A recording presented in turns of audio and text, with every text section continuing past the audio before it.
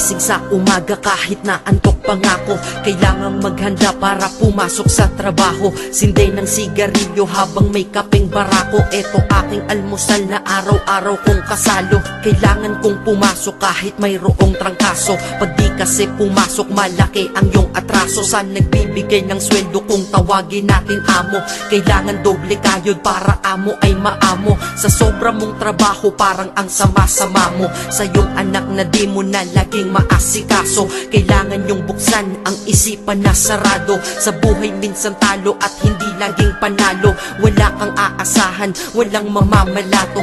Pag di ka nagtrabaho buhay mo ay lalalato. Kahit pagod ka na ang sinasabi mo wala to. Mahirap ang mabuhay, anong magagawa ko? Kailangang magtrabaho upang mabuhay sa mundo. Kung di ka magsisi